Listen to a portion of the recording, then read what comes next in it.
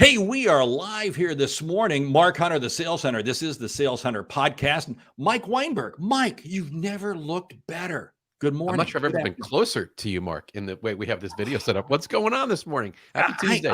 I am looking forward to talking to you. So, hey, let's get into it. Let's roll the video and we'll be right back, okay? You're listening to the Sales Hunter podcast with Mark Hunter, where the focus is to help you as a sales leader sell with confidence and integrity. And now here's your host. With none other than Mike Weinberg, Mr. Sales Simplified. It is great to have you on the show. Thank you. Thank you for making thanks time. for having me. The fact that we found time for this during sales kickoff season is a small miracle. So we're both running like madmen. A small miracle. I know. It's absolutely crazy. You've been all over the place. You were up in the Bengals country, Cincinnati, the other day. I was. And it's funny, Mark, the client that hosted me, I don't think when they planned their sales kickoff in Cincinnati for the AFC Championship weekend, they had any thought months ago that their Bengals would be in the championship game. Well, hey, I hear you on that one. I was very fortunate. I bet $1,000. I put $1,000 on the Bengals making it to the Super Bowl back in July. Are you serious? No, yeah. So you're kidding. retired now, right? I'm kidding. Of course, I'm kidding. Good morning, Raymond. Checking in from South Dakota. Good to have you. Hey, here's the situation. Let's talk about sales. Let's talk about what you've seen change. We were in the green room a little bit before the show, and what are you seeing happening out there? We got a great audience. We got people chiming in here. New York is in the house. We have other folks coming in. This is absolutely terrific. So, hey, what's happening in sales? A lot's happening. And it's kind of repeat, rinse, repeat, wash again. I tell you what I'm impressed with, Mark. Resiliency of salespeople and sales leaders who are now in year 3 of COVID. I know we're not quite at the 3rd anniversary, but 2021. Wait a minute. 22. Is this an anniversary we want to celebrate? I don't think we want to celebrate it, but it's amazing. And you've lived through it. I've lived through it even in the last month with virtual meetings and meetings that were in person getting back to virtual. Now, the last week, I'm so thrilled. I'm getting the phone calls. Hey, we're changed our mind again. We're going back to in person because we got to live. And I've been on airplanes that have been packed and in rooms that have been packed. It's really awesome. But what I'll tell you, I'm seeing salespeople do a better job slowing down and doing discovery and running better sales calls. Something clicked. I don't know what happened over the last year. Maybe the having to practice looking into a webcam and stop doing the show up and throw up thing. But I'm actually really encouraged, more than I've been in a while, about the effectiveness taking place in early stage sales calls, where salespeople are doing much less spray and pray and much more consultative, dialogical, relaxed selling, having conversations with people. And I honestly, it's kind of a fun topic to talk about, but I'm encouraged by the progress I'm seeing. So, it's funny. You talk about early stage sales calls. I think this is the biggest gap that has existed for way too long. And I too do feel it is closing a little bit. They're still huge. I was listening to some chorus calls the other day from a client. Mm-hmm. Man, atrocious. So what are some of the elements that you think? Let's give our listeners some ideas. What are some things they can be doing to make those? Here's what's happening. Let's back up let's talk about the why for a second. You're doing an amazing job. I'm tracking all the stuff you're putting out, right? Helping people prospect more effectively. When you're prospecting, you get to the party early, right? You're not just responding to some lead. Someone didn't just hit your white paper, right? The SDR didn't just tee up something from you. When you're hunting, the sales hunter, thanks for having me, Mr. Hunter, you end up creating meetings with people that aren't necessarily shopping yet. But a lot of times the habit the salesperson has been in is that because they've been late to the party and they're getting there once the prospect is already going down the path and shopping. So there's this expectation, well, we're supposed to come in and do our dog and pony show, right? But when you make those appointments early because you're pursuing them, not just chasing opportunities, you're actually creating, and creates my favorite sales verb, right? Everything changes in that meeting because now you got to sit down and have a dialogue. So you asked me in terms of what some of the best practices or what needs to be done. Is the first thing we got to do is lay out a plan, share our agenda for the sales call, reduce the tension in the room, and set it up that we're here to have a conversation. I'll take a minute. I'll share with you some of the big issues we're helping clients address and some of the things we're seeing in the industry and share some insights. And then I'm going to turn it around. I need to better understand what you're facing right now and how you're handling situation A and what some of your initiatives are around B. And then all of a sudden the tension in the room goes, ooh, right, way down. And now we're having a dialogue. And to me, that's what an early stage consultative discovery sales call is about. It's about a dialogue. But between the tech world and being late to the party and showing up with a customer that's already expecting you to, be a trained circus animal and bounce the ball on your nose and whatever else, because they want to sit back and let you present, that's not necessarily helpful. So taking control, calming down, setting up the dialogue goes a long way to how normal adults talk to each other, right? Not we're pitching, they're resisting, that awkward sales dynamic. You hit on something there, because coming into COVID, we were already seeing this demo, this pre-packaged slick, right? Put the ball, bounce the ball on your nose, sort of stuff. And then we got into COVID and it kind of accelerated even more. And then people finally began to realize it doesn't work. It doesn't work. I mean, I have listened, and I'm sure you have too, have listened to more demos. And it's like, salespeople had this feeling that if I just get to the demo, I'll be able to get the deal. No, you don't. You actually lose the deal by getting to the demo too quickly. There has to be a reason for it. And why are we showing them everything? I really don't want to show you all the photos from the photo albums that go back to when I was a little kid, but too many demos. I mean, I don't know what. My dad taught me this when I was 25 years old, going into sales. He's like, you don't lead with a presentation. Today I'm more sophisticated the way we say it. It's malpractice, right? If you go to a doctor and something's wrong with you, you got some mysterious illness, right? The doctor doesn't walk in the room and start telling you about their medical history and their specialty and where they got their degrees and where they did their residency, and then pull some sample out of the drawer and tell you why this is the greatest wonder drug ever and write your prescription. The doctor does diagnosis, right? The doctor does discovery work. If they didn't, we would say that was medical malpractice. And yet somehow in sales, we think it's okay to show up and throw up, right? If you walk in pitch mode, in demo mode, there's no way you can be viewed as a consultant. You're just a vendor who's pitching something. You're not building any credibility at all. And Mark, you started this by saying, why do we get here?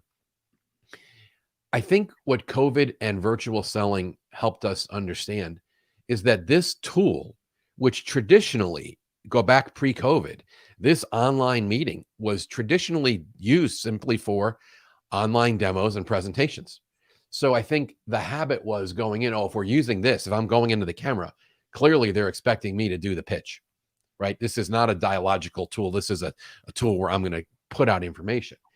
And it took a lot of coaching and a lot of wake-up calls for people to realize that's not getting you what you need. If you don't learn what's on the mind of the customer, it's very hard to make your demo relevant.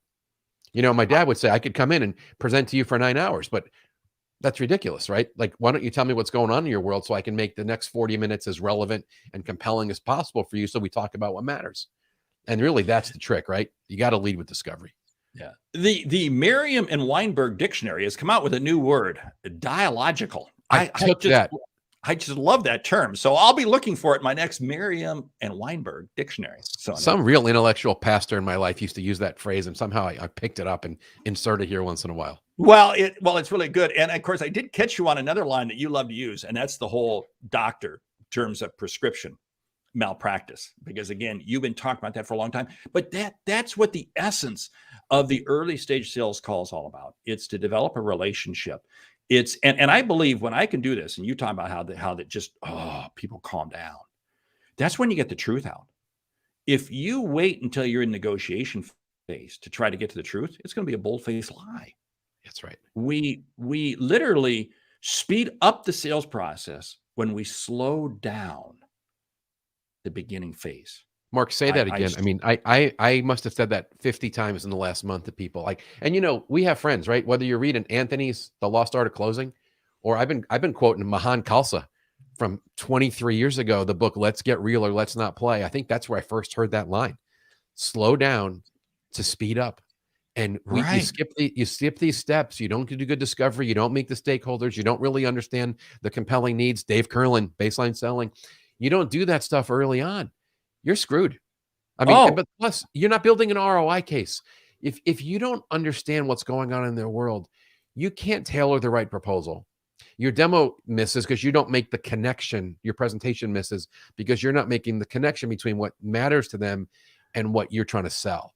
And I think you can't take that for granted. We need to be very obtuse in connecting what we learned in discovery and what their challenges, issue, desired results are, and then the solution we're bringing. And the better you do that, the better consultant you are, the better job you do decommoditizing the purchase, differentiating yourself, right? Because now you're consultant leading them down a path. And if you do good discovery, you're building an ROI case because you understand what's in it for the customer when they make this move. And it takes it away from you're a vendor, here's my price. It's not a commodity purchase anymore. but why are so many companies stressing and training and spending so much effort? You got to get the demo right. You got to get the demo right. And here's the 68 slide PowerPoint deck, and here's all the pieces. To me, this is, again, it's so wrong. See, here's my whole goal. I want to be able to only show you, if I have to do a demo, just the absolute piece, what it is that you're zeroed in on. I don't want to show you the whole thing. That's just stupid. Yeah, And I don't know why it is this way. I mean, the wrong people are leading sales organizations, or they're over empowering. And I've had some incredible clients that are heads of sales enablement that are truly sales gurus and understand selling. But there are a lot of companies that have the wrong person either in charge of sales or in charge of marketing, or they've let the sales performance, sales enablement people go bananas. And it's gotten a long way from equipping professionals to be consultants to equipping them with great tools and perfecting scripting and demoing, which well, is it is. Rich has got a great comment. Presenting is not selling. Selling is a Rich. conversation. Selling is a conversation. I want to have a dialogue with you. And when I do that, I create a level of trust. I create a level of confidence. And then we can begin to peel back the layers in the onion.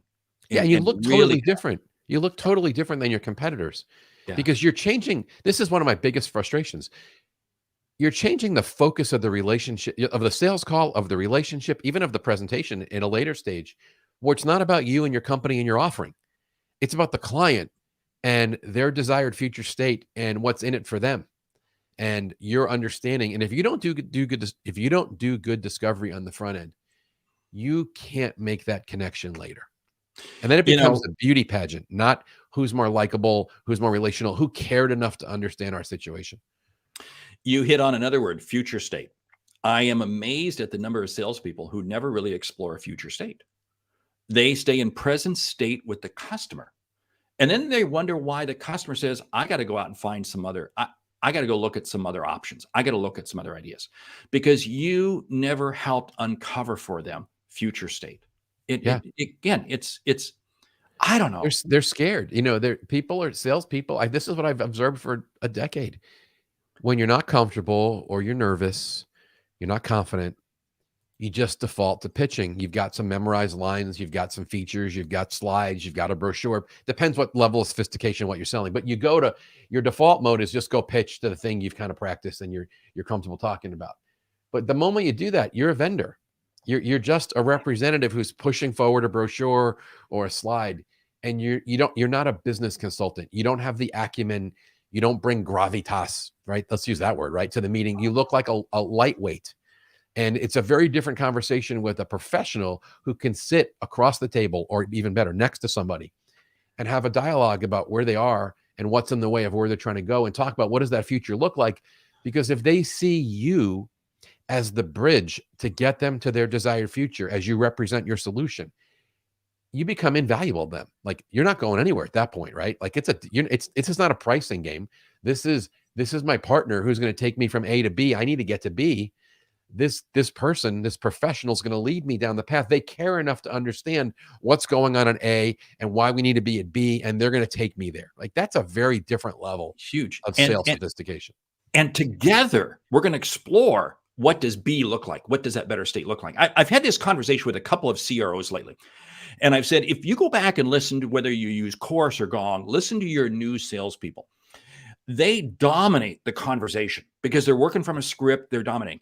When you reach a level of confidence, you will see that the call decreases in terms of the amount of time that the salesperson's speaking, and the customer is speaking a lot more. Confidence only occurs when you're comfortable letting the customer basically drive the call. Whoa, that scares people. But that's how I uncover new information. That's how I uncover new insights. Yeah. Mark, that's brilliant. I love how you frame that, because what's the ideal percentage, right? Not to be like uber basic, but it's anatomy, right? Yeah. 2 of these, 1 of these, and that's what sales pros do. And you don't need to speak more than a third. If you're speaking more than a third of the time, you're not learning what you need to learn. That's not a good position to be in. Man, there's so much stuff that we've dropped down. So let's run with this for a second. Yeah.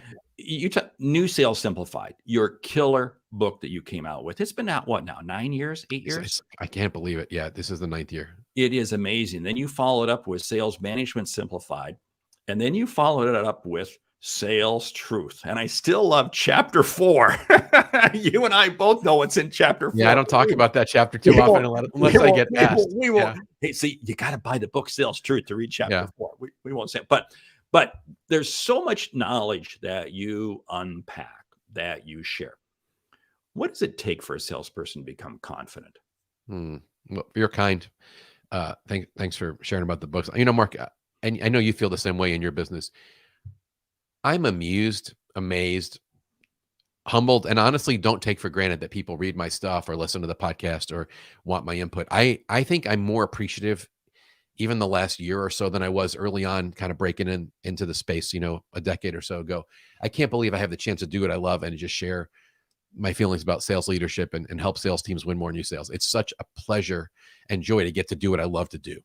To your question about what do they need to do, I am trying as hard as I can to simplify, to continue to break down sales. I keep getting people that want to bring all this complication to it. And the reality is people that really know how to sell, they're really simple in what they do. And there are basically, I've boiled it down now. When I'm with someone, I'm just trying to get them on target. There's 5 things. And if you just use this as a little checklist, these 5 things are what drives new business development. This is what forces you to do my 3 sales verbs: create, advance, and close. And if you're spending an inordinate amount of time and you're in sales and you're not spending it creating new opportunities, advancing existing opportunities that are already in the pipeline, or closing, you're doing the wrong thing. But at the end of the day, these 5 things, this is like my simple checklist. 1, target list. Do you have a finite, strategic, workable list of target accounts? And if you're a hybrid salesperson, that means you have some existing accounts, but you got to name the ones that are growable, that are worth your time and attention. And if you also supposed to bring in net new business and hunt, then you got to have a list of ideal profile prospects. So step 1, do you have a list? Number 2, do you have a story? Do you have compelling customer issue and customer outcome focused messaging? So you're not doing blah, blah, blah. We're so great. We're so big. Here's our history. Feature, feature, feature. No one cares about your company, your product, its history, its features. They want to know what's in it for them. So targeting, messaging. And then you got to be able to secure a meeting. Prospecting. Mark, to my opinion, I mean, I love A Mind for Sales, but your best book, High Profit Prospecting, right? I show a picture of that book every time I teach prospecting, and I go through myth number 2, and I talk about your beautiful passion for helping people prioritize. Like, prospecting, can you get a freaking meeting? Because if you can't get an early stage meeting, you're screwed, and then you're just living in reactive mode, hoping that opportunities are going to come across your desk. So target list, story, prospecting, you get a meeting, and then when you get the meeting, can you run a consultative, effective, early stage discovery meeting, the kind of thing we were just talking about? And then the 5th piece is calendar management, personal productivity, pipeline accountability. Show me your calendar. Show me your pipeline. How are you spending your time? Is there enough evidence to convict you of being a new business development focused salesperson? And what's so amusing to me, Mark, and I know you see this in your clients every day, it's the same stinking thing. I go in and like, we got this problem, and how do you sell to committees on Tuesdays? And they're the customers putting up all these hurdles, and we need this. And I'm like, stop. Show me your list. Let me hear your story. Can you get a meeting? How do you run a meeting? And show me your calendar and your pipeline. And if you do those 5 things, do I need to say anything else? I would have no business. I would have no business if people would implement those 5 things. And I'd be fine with it. I'd go figure out something else to do. You would go golf. I would try to get better at golf. Yes. Right. No. Hey, you're a lot better than me. You and I have never been on the course, but I see a lot more pictures of you on the course than I But anyway, hey, you dropped a lot there. You got to back up this audio and Okay. play it again here. But I want you to go through that CAC again. Create, advance, and close. If you're listening to Mike Weinberg and you've never heard from him before, take those 3 words to the bank. Mike Weinberg is without a doubt the expert. Now, we've only got a few minutes left here. And you really broke down sales into a very simplified manner. Why do salespeople overcomplicate it? Because they didn't have mentors, because they think they can hide behind the complexity like as a smoke screen so you can't figure out they're not really trying, because they live on LinkedIn following popular voices that preach absolute nouveau nonsense garbage. Like, you can be a thought leader in the sales improvement industry with a LinkedIn profile and internet connection, and you could put out garbage content, and there's plenty of it. And you can hear me getting angry as I say this, Mark, but LinkedIn is wonderful, and it's also a cesspool. And there are people out there with no credentials and no clients they've transformed results who preach nonsense that salespeople think is going to help them, because it's the easy button, it's the secret sauce. You don't have to pick up the phone, you don't got to do traditional, you don't got to do discovery, you don't got to push hard to meet stakeholders, you don't got to get commitments from customers. Oh, come on! If it was that simple, right? So the reason they make it complex is they don't know what to do, and they haven't had a mentor. And then there's all this garbage online that people think they need to follow. Yeah. And I would just challenge you. I mean, check out the credentials of the people you're following online and reading their articles. Find out what clients they have and what sales organizations they've transformed, and look back in their own career for when they were a top producer. You know, the people, Mark, that you and I respect in this industry, and there are some great new young people that are crushing it. And you know who they are? They're the ones that were top producers, right? You can be 30 years old and be a sales influencer because you spent 8 years building business and you have real experience to share. So there's just a caution that people, they're just confused because there's a lot of sources for information. Wow, you've been sitting at the seat of Mike Weinberg. I should say at the feet of Mike Weinberg. I don't know, dressed from the waist down, but we'll discuss that later. Anyway, hey, Mike, we got to wrap up the show here in a bit. How can people get in touch with you? But then I do want you to stick around for the after the show. Of course. Okay. Mark, you're the best. This is just fun. What a great way to start the day, just kind of talking sales here. I've got a couple virtual kickoff meetings today, and you just put me in the mood. Website, MikeWeinberg.com. Social channels, Mike_Weinberg. Podcast, new podcast, MikeWeinberg.com/podcast, mostly for sales leaders, but handful of episodes appropriate for sellers as well. Hey, you absolutely crush it. You do it with a level of class, dignity, authenticity, and bluntness. That's why I like you. Hey, you've been listening to the Sales Hunter podcast. Now stick around for the after the show, because we're going to be right back, and then we'll really find out if Mike is dressed from the waist down. I'm Mark Hunter. You've been listening to the Sales Hunter podcast, brought to you by the Sales Hunter University, where we aim to bring you insights that you can use to take your sales game to the next level. We prospect to create profits. Welcome back, Mike. Whoops, let me get that off of there. Hey, after the show. So, dude, you are great. I still go back to the first time. Should I be nervous? Should I be nervous about the after the show? No, because I have a lot of respect for you. Remember the first time we met? Do you remember where Is that the boardroom in Chicago when we had that? Bingo. Yes. Okay. Yes, 2012, maybe. I don't know. I remember that, but I remember we met in that boardroom on a Saturday morning. We all flew into Chicago. We did, a lot of us. Yeah. And that was the first time I had met you. We had exchanged. We had done some things. I think we had done some webinars. I don't know what we had done. I don't remember, but yeah. And it was love at first sight, Mark. I fell for you early. I'll confess. Don't tell that to my wife, please. And I won't tell that to your wife. So anyway, but no, you really do live a great life. I mean, I really have wild respect for the way you handle things. You're blessed with a great wife, great kids. That was the best sale you ever made, marrying. It is. Yeah, I am beyond thankful, and I've lived through some tough times with some friends here in the last year or two whose marriages are ending, and other tragedies in life. And, I'm just thankful. I have a great wife and a good grounding, and I'm thankful for the Lord's provision. And, this crazy time in our country, right, and the world, between politics and COVID, there's so much instability right now. And people Really? You're need, kidding. I mean, you get up, right? I mean, I don't even want to look at what's going on in Russia and, Yeah. with Kiev today and all the threat. I mean, there's so Yeah. much to distract us, and it's never been more important to be grounded and connect with other like-minded, positive people that can keep you on track. I mean, I can't believe, Mark, and I'll just be as transparent as possible here.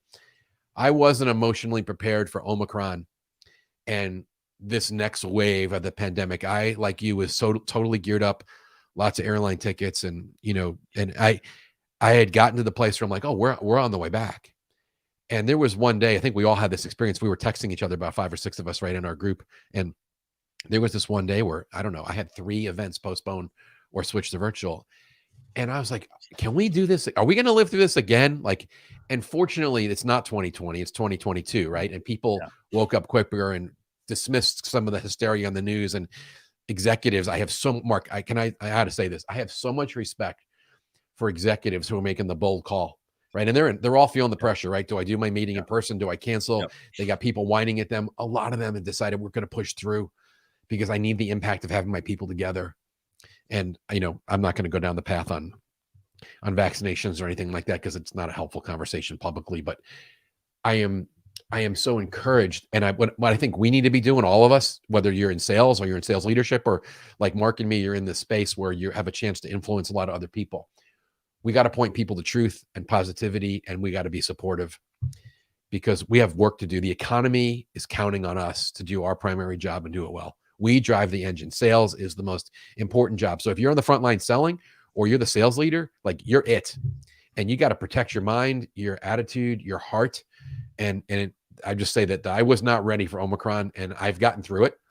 But there was a little couple weeks there, I was like, oh, I cannot believe we're going to do this again. So the economy is driven by business. Business is driven by sales. Sales is driven by prospecting. That's what you and I get to do. Oh, Mark, I love that. I never heard you say it just like that before. That's really good. Yeah. Anyway, hey, thank you, Mike. You're absolutely great friend. Give my regards to your wife. My wife, when she walked out the door, she said, "Oh, you're going to be talking to Mike. Make sure you tell him hi." So anyway. Oh, best to Anne-Marie. I can't wait to see you in your new digs. I hear that things in Omaha are a little depressing. The economy's gone to pot in Omaha since we've moved to Dallas, but we do have. Who did American Airlines give your parking spot to at the Omaha airport now that you're not there? I mean, that's really interesting. And I did say goodbye to all the American Airlines folks in Epley Airfield. So I bet that was a lot of love there for you for many years. So yeah. Anyway, so MikeWeinberg.com is your website. Of course, your books, New Sales Simplified, Sales Management Simplified, Sales Truths. You got to buy all 3. Listen to your podcast, your online program. You're crushing it. Mike, thank you so much. Appreciate it. Love you, brother. Thanks for having me. All the best, everybody. Go sell. We got to close out this podcast of the Sales Hunter podcast. I'm Mark Hunter, the Sales Hunter. See you next episode.